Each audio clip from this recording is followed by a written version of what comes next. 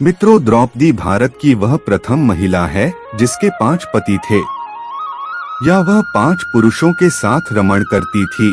लेकिन सबसे बड़ा सवाल यह कि क्या आज के लोग यह समझते हैं कि द्रौपदी ने विवाह तो सिर्फ अर्जुन से ही किया था, तो क्या उसका रिश्ता सभी के साथ नहीं था। पांडवों को 12 वर्ष का वनवास और 1 वर्ष का अज्ञातवास मिला था। इस दौरान 5 पांडव एक कुम्हार के घर में रहा करते थे और भिक्षाटन के माध्यम से अपना जीवन यापन करते थे। ऐसे में भिक्षाटन के दौरान उन्हें द्रौपदी के स्वयंवर की सूचना मिली। एक यंत्र में बड़ी सी मछली घूम रही थी। उसकी आंख में तीर मारना था और वह भी तैलपात्र में उसकी परछाई देखकर। यह भी कि एक नहीं, पूरे 5 तीर मारना थे। अर्जुन ने यह प्रतियोगिता जीत ली। तब जरासंध, शल्य, शिशुपाल तथा दुर्योधन, दुःशासन आदि कौरव भी उपस्थित थे। उस दौरान बहुत विवाद हुआ क्योंकि 5 पांडव ब्राह्मण वेश धारण कर पहुँचे थे। लेकिन श्री कृष्ण के दखल से आखिर द्रौपदी का विवाह हो गया।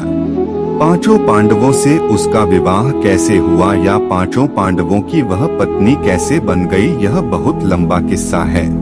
कहते हैं कि द्रौपदी अपने पिछले जन्म में बहुत सुंदर युवती थी। सर्वगुण संपन्न होने के कारण उसे योग्य वर नहीं मिल रहा था, इसलिए उसने भगवान शंकर की तपस्या की और तब शंकर जी प्रकट हुए। उस समय द्रौपदी ने हड़बड़ाहट में 5 बार वर मांगे, इसलिए उसे शिवजी के वरदान के कारण इस जन्म में 5 पति प्राप्त हुए।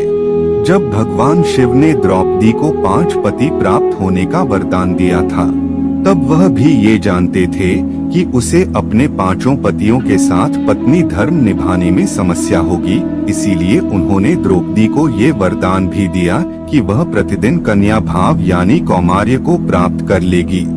इसलिए द्रौपदी अपने 5 पतियों को कन्या भाव में ही प्राप्त हुई थी। हालांकि कहा जाता है कि संतान को जन्म देने के लिए भगवान श्री कृष्ण ने उसे ये सुझाव दिया कि हर साल वह पांडवों में से किसी एक के साथ ही समय व्यतीत करे। साथ ही जिस समय वह अपने कक्ष में किसी एक पांडव के साथ हो तो उनके कक्ष में कोई और पांडव प्रवेश न करें। यदि कोई पांडव ऐसा गलती से भी कर लेता है तो उसे 1 वर्ष का देश निकाला भुगतना होगा। माना जाता है कि द्रौपदी, जो 5 पांडवों की पत्नी थी, 1 से 1 साल के समयांतराल के लिए हर पांडव के साथ रहती थी। उस समय किसी दूसरे पांडव को द्रौपदी के आवास में घुसने की अनुमति नहीं थी।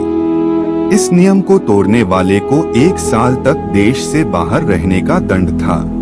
एक बार यह दंड अर्जुन को भुगतना भी पड़ा था। अर्जुन और द्रौपदी की 1 वर्ष की अवधि अभी समाप्त हुई थी और द्रौपदी युधिष्ठिर के साथ का 1 वर्ष का समय शुरू हुआ था। अर्जुन भूलवश द्रौपदी के आवास पर ही अपना तीरधनुष भूल आए, पर किसी दुष्ट से ब्राह्मण के पशुओं की रक्षा के लिए उन्हें उसी समय इसकी जरूरत पड़ी। क्षत्रिय धर्म का पालन करने के लिए तीरधनुष लेने के लिए नियम तोड़ते हुए वह द्रौपदी के निवास में घुस गए। उस दौरान द्रौपदी युधिष्ठिर साथ में थे। बाद में इसके दंड स्वरूप अर्जुन 1 साल के लिए राज्य से बाहर चले गए।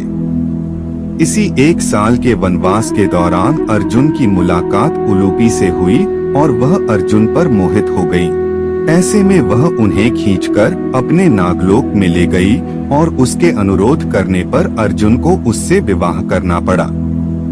कहते हैं कि दोनों 1 वर्ष तक साथ रहे। अर्जुन और नागकन्या उलूपी के मिलन से अर्जुन को एक वीरवार पुत्र मिला जिसका नाम इरावान रखा गया। द्रौपदी के 5 पुत्र थे। द्रौपदी ने 1 वर्ष के अंतराल से 5 पांडव के 1 पुत्र को जन्म दिया था। लेकिन दुर्भाग्य की इन 5 पुत्रों को अश्वत्थामा ने मार दिया था। द्रौपदी और सत्यभामा संवाद। एक दिन की बात है, पांडव और ब्राह्मण लोग आश्रम में बैठे थे। उसी समय द्रौपदी और सत्यभामा भी आपस में मिलकर एक जगह बैठी थीं। दोनों ही आपस में बातें करने लगी। सत्यभामा ने द्रौपदी से पूछा, बहन, तुम्हारे पति पांडवजन तुमसे हमेशा प्रसन्न रहते हैं, मैं देखती हूँ कि वे लोग सदा तुम्हारे वश में रहते हैं। तुम मुझे भी ऐसा कुछ बताओ कि मेरे श्याम सुंदर भी मेरे वश में रहें। तब द्रौपदी बोली, सत्यभामा, ये तुम मुझसे कैसी दुराचारिणी स्त्रियों के बारे में पूछ रही हो? जब पति को यह मालूम हो तो वह अपनी पत्नी के वश में नहीं हो सकता। तब सत्यभामा ने कहा, तो आप बताएं कि आप पांडवों के साथ कैसा आचरण करती हैं? उचित प्रश्न जानकर तब द्रौपदी बोली, सुनो, मैं अहंकार और काम क्रोध को छोड़कर बड़ी ही सावधानी से सब पांडवों की स्त्रियों सहित सेवा करती हूँ। मैं ईर्ष्या से दूर रहती हूँ, मन को काबू में रखकर कटु भाषण से दूर रहती हूँ, किसी के भी समक्ष असभ्यता से खड़ी नहीं होती हूँ, बुरी बातें नहीं करती हूँ और बुरी जगह पर नहीं बैठती। पति के अभिप्राय को पूर्ण संकेत समझकर अनुसरण करती हूँ। देवता, मनुष्य, सजादजा या रूपवान कैसा ही पुरुष हो, मेरा मन पांडवों के सिवाय कहीं नहीं जाता। उनके स्नान किए बिना मैं स्नान नहीं करती, उनके बैठे बिना स्वयं नहीं बैठती। जब जब मेरे पति घर में आते हैं, मैं घर साफ रखती हूँ, समय पर भोजन कराती हूँ, सदा सावधान रहती हूँ, घर में गुप्त रूप से अनाज हमेशा रखती हूँ। मैं दरवाजे के बाहर जाकर खड़ी नहीं होती हूँ। पतिदेव के बिना अकेले रहना मुझे पसंद नहीं। साथ ही सास ने मुझे जो धर्म बताए हैं, मैं सभी का पालन करती हूँ, सदा धर्म की शरण में रहती हूँ।